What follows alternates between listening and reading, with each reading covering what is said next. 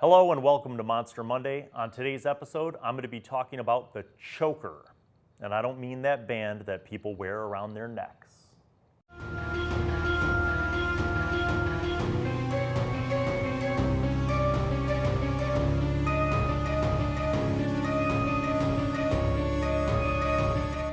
Okay guys, so it's been a minute since I've hit up Mordenkainen's Tome of Foes.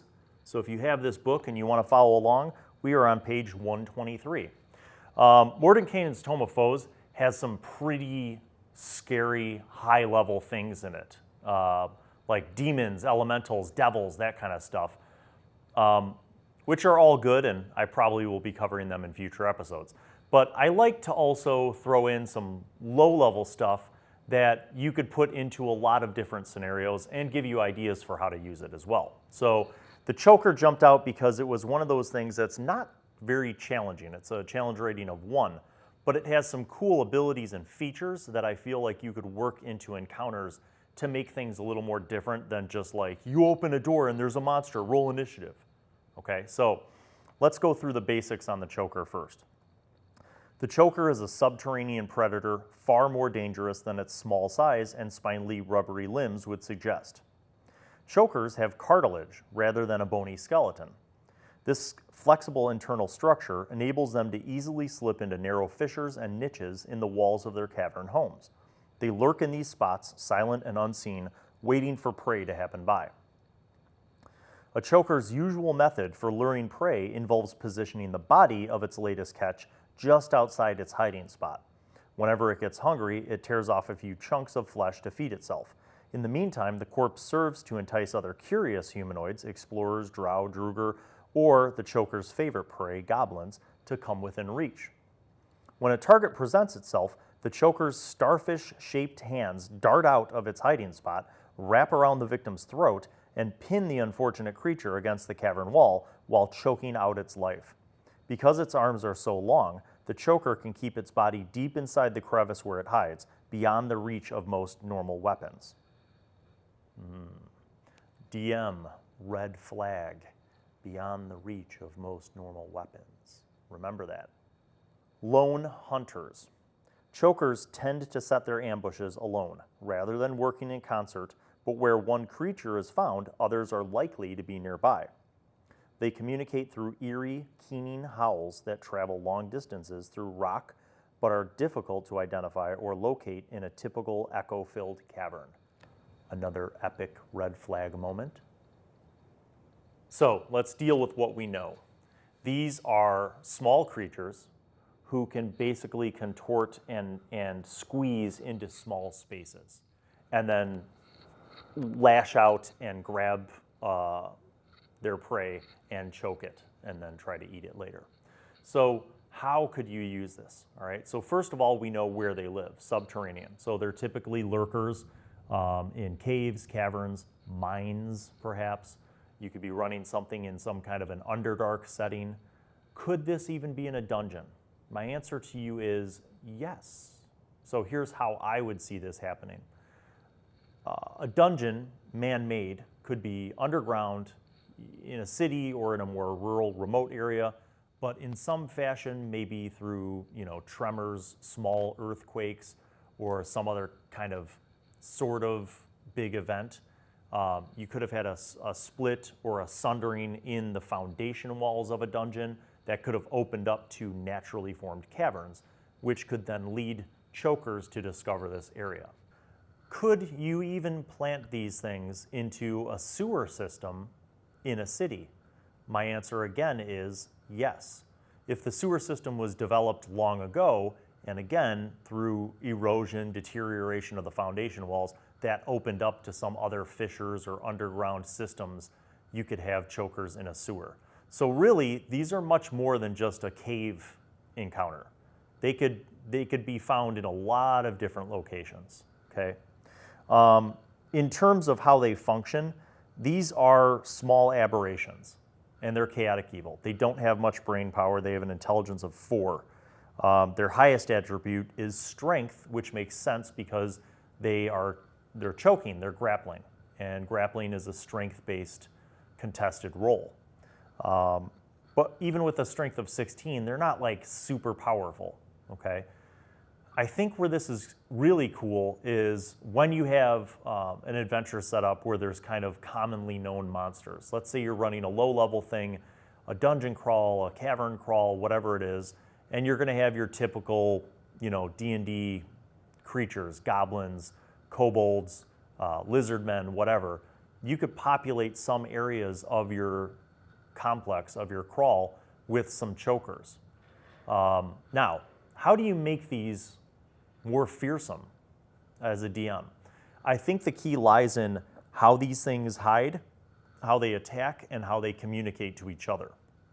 So they wouldn't be working in tandem like a wolf pack, for example, but you could have 2 or 3 of them or more scattered throughout your entire dungeon crawl or cavern crawl, and you could actually introduce these to the characters with a bit of foreshadowing before they even have their first encounter with a choker. So you could set up this eerie scream situation and basically make it, an initial sound that they hear, right? So like, say that they've gone through the first couple rooms or parts of this cavern. They've had a couple combats, some encounters, maybe a trap. And now as they're traveling through, very cautiously, because they've already had a couple encounters, you can have them hear this eerie sound, this I just made that up. However you want to do it.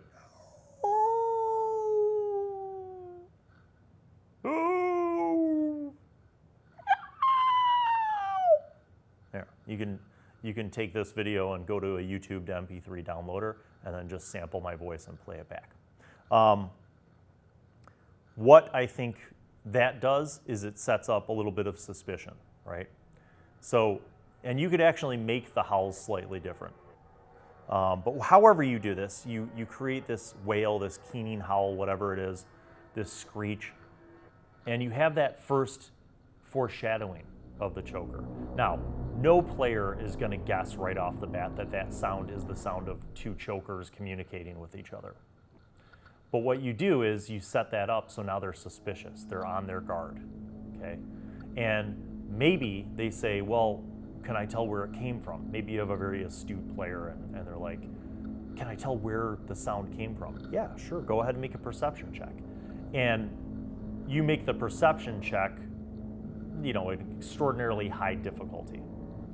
But let's say that somebody's got a killer perception, they roll and their total comes out to over 20.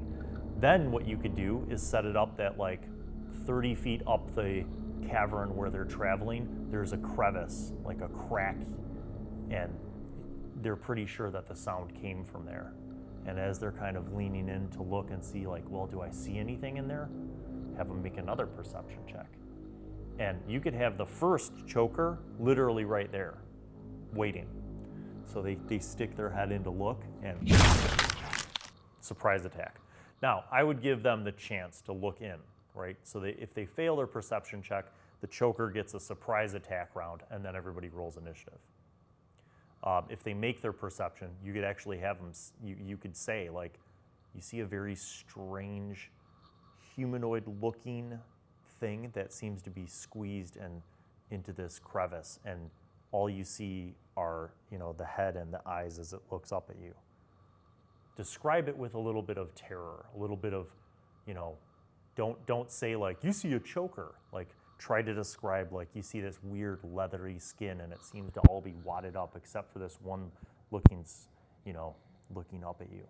Or maybe the choker is squeezed so tight that all it has out is its starfish hand, right? So imagine here's the choker's starfish hand and it's hiding behind the hand, right? Ready to spring out. So the person looks in and like, you see a starfish. Looks like a starfish, like wedged into this crevice. And then the party could be like, why would there be a starfish? Maybe this cavern system was underwater and it's a fossil. Or you could even say like, you're not sure if it's alive because starfish don't move a lot. It could be a fossil. And then while they're debating this, the choker could decide to. So that could be the first encounter. Now, how would this encounter go? Well, as indicated here, this choker is not going to come out like from the crevice and make it easy for everybody to like flank it and gang up on it and kill it. it's going to attack from the crevice. Okay, so unless somebody has like a reach weapon, let's say, somebody's got a weapon like a spear or something long where they could reach in and poke it, jab it, pierce it, whatever. Or somebody's going to try to fire an arrow into the crevice. Those are all, both options. But you as a DM, again, this goes back to my idea of scalability. This is a challenge rating 1 creature, but you can make it a little more challenging by having it have, half or 3/4 cover. So you can make, you could do damage reduction because, okay, you successfully hit, but your arrow kind of like pings off of some of the rock that this thing is wedged into, or you make it a higher AC because it's got cover, where you give the players disadvantage if they're trying to shoot into the crevice because this thing has cover. So there are a lot of different ways that you can make one choker a little more challenging based on where it is and how much cover it has and how hidden it is. Now, if somebody's blasting spells in there, maybe that's where you reward the smart players who decide, all right, well, we can't reach it with our weapons, shooting it's hard, but I'm going to blast this spell in there. Then you could do that. But remember, too, that this choker, after attacking and realizing that maybe it's outnumbered and it's going to die, could squeeze out through the crevice the other direction. So now it's escaped the party, and they can re-encounter it later, or they can encounter one of its friends who live down there. I think that's one way, just having it hidden in a crevice and doing kind of a surprise attack. I think another way that you could really use the choker well would be anytime the party decides to split the party. Now, the more experienced among us know that splitting the party is generally a very dangerous thing. So maybe you have somebody who foolishly runs off in one direction, or not even foolishly, maybe you have like a rogue scout who's like, I'm gonna scout up ahead. And when they're alone, you say like, all right, you see a corpse, looks like an adventurer. They have armor, there's weapons, there's a bag of gold, there's a backpack full of supplies, but this person looks like they've been dead for at least a few days. Well, I searched their backpack, I searched their gold. Okay, maybe you have another choker lurking right next to the body, and then that choker reaches out and attacks the rogue, right? Now, if their first attack is successful against the rogue, and they're able to muffle the rogue's scream for help, the rest of the party doesn't know what's going on.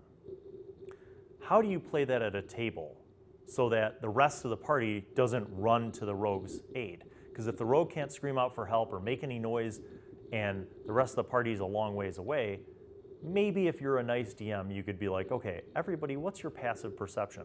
And if somebody has like a 15 or higher for passive perception, you could tell them like, you hear some noises off in the direction where the rogue was going. One thing that sometimes I will do, and I try not to do it often because it can upset the flow and the pace of the game, but sometimes I will take a player into another room if they've been separated from the party and role play what happens with them so the rest of the people at the table don't know. I don't do that a lot, but sometimes in gaming we call it like a sidebar. But basically, you basically take the player in question, you go off into the other room. Now you conduct this whole encounter with the choker, and maybe the rogue survives, maybe they're choked, right? Now they're unconscious. And then you come back into the room, the player has to sit there silently, and you as a DM describe like, what happens. And you tell the player like, don't say anything to the rest of the group. So the rest of the group might get this inkling that something's wrong and then go to find out what happens. They find their comrade, not dead, but unconscious, next to this corpse of, another person who was killed successfully and maybe looks partially devoured. So a couple different ways right there that you could use a choker. Sometimes in my Monster Monday advice, I will give you ideas for how to include a creature in a bigger picture storyline. And you could definitely take the choker from just an encounter in a dungeon crawl to a whole adventure. How? Okay, so imagine that you take the scenario of important person's been kidnapped, or princess or prince or the son or daughter of the local lord is missing. Missing persons case, basically. That kind of scenario, that kind of story arc, which leads the party to this underground subterranean cavern near a lake, and they have to go find the missing person, okay? Would it make sense that this whole thing has been orchestrated by a group of really smart chokers who capture people? No. These are beasts, basically. I mean, they're aberrations. They don't have enough intelligence to coordinate and plan things in that scale. But what if you flip the script and instead you make this lair where these chokers live a place that is close to a small hamlet or a small village, okay? And that small village has been plagued with these chokers for a long time. They don't even know what the chokers are, but they're frightened of them, right? They hear the howls, they know where these chokers live, and they know that if the chokers are not fed, that the chokers will come to the surface and steal children and livestock and whatever else, right? So thinking these basic peasants thinking that this is some sort of demon or multiple demons, when in fact they're just chokers, the townspeople over time developed this system where they actually feed the chokers to prevent the chokers from coming up to town to steal their babies, right? So imagine like a very superstitious group of peasants who live in this town who for decades have believed that whatever lurks underneath is some kind of demonic hellspawn. And so they preemptively sacrifice people, okay? How would that work? Well, the chokers are dumb creatures who just want to eat. So it's not like they're in collusion with the villagers. The villagers, being ignorant and superstitious, don't realize that if they just banded together, they could probably go kill all the chokers, but they're fearful, so instead of killing them all, they, feed sacrifices down this pit or whatever. How does this work in with a group of players? You have this group of players traveling, right? And they're on the road or they're on their way to some other adventure. They stop in this town, there's an inn, and maybe the mayor of this town or some group of townsfolk who are kind of in charge of making sacrifices to the creatures that live in the pit, drug one of the players. They find one of the players and they not poison, but like drug their food or their wine. And so later, and it's a slow acting thing, so later like you have the player who is drugged, and you can roll randomly to see who it was, make a con save, and if they fail, they're 2 drugged and 2 knocked out, and basically the townsfolk sneak in, take them to the pit and dump them in there. So that's one way that you can take the chokers and make them a whole adventure, because now the rest of the party has to find out like what the hell happened to, our cleric or whatever, or whoever it was that got drugged. And then they start investigating, and people seem nervous in this town, and people know more than they're willing to say, but eventually through investigation and interrogation, they find out the whole backstory. And again, you still, as the DM, have not revealed that these are chokers in this cavern. So the party now is thinking there's some kind of demon or devils or some horrific creature in these caverns, and they have to go rescue their fallen comrade. And then they descend into the pit, and it becomes this whole dungeon crawl. And really, there's nothing else down there other than a small colony of 6 chokers. Or, you could adjust the numbers that are down there based on the size of your party and their level. But, if you have even a mid-level party, like 4th or 5th level, that group of players might metacognitively think like, oh, there's no way DM Bill is going to throw a devil at us or multiple demons at us at this level. But, at first level, but like maybe a mid-level party would think like, oh, it's definitely possible that these are demons, when in fact all they're going to encounter are this group of chokers who basically have been fed to keep them from coming up to the surface. So that's a way that you could take this easy thrown into an encounter and make it into more of an adventure with a storyline, which is what I try to do here with Monster Monday, because anybody can read you a stat block and a description, but I try to give you ideas for how you could use these. Okay, so let's go to the stat block before we close. These have some pretty cool things. Number one, they have aberrant quickness, which recharges after a short or long rest. The choker can take an extra action on its turn, and that might be the very first one. When they attack, if they fail their grapple, they take an extra attack. So then they're boneless. They can move through, squeeze, and occupy a space as narrow as 4 inches wide without squeezing. They can spider climb. They have a multi-attack, but most importantly, they're tentacle. So it's a +5 to hit with a reach of 10 feet. They can affect one target. They do 1d4 plus 3 bludgeoning damage plus 1d6 piercing damage. And I'm assuming that's like the spikes on the starfish hand. If the target is a large or smaller creature, it's grappled, escape of DC 15. Until this grapple ends, the target is restrained and the choker can't use this tentacle on another target. The choker has 2 tentacles. If this attack is a critical hit, the target also can't breathe or speak until the grapple ends. So bearing in mind that they get 2 tentacle attacks, they could easily start this off and incapacitate or grapple somebody who fails on their DC 15 save. So those are a couple things to bear in mind when you're using a choker. And I think, again, that they're a cool kind of variation on just a normal encounter in a dungeon crawl, cavern crawl, mines, caves, sewers, what have you.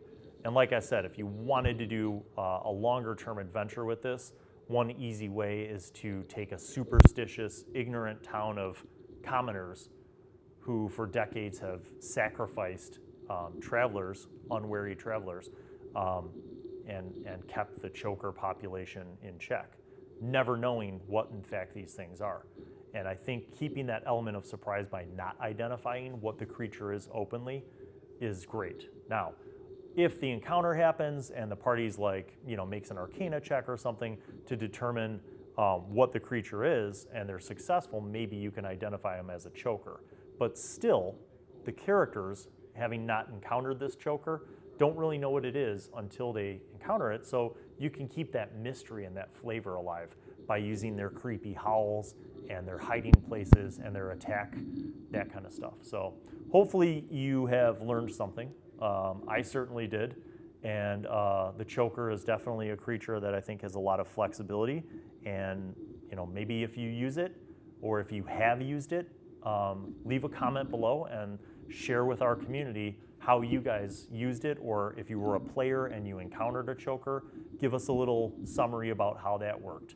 I'd love to hear from all you guys. So thanks as always for your support. Please make sure that you like and subscribe, click on that little notifications bell, and we'll see you guys for the next Monster Monday. Peace.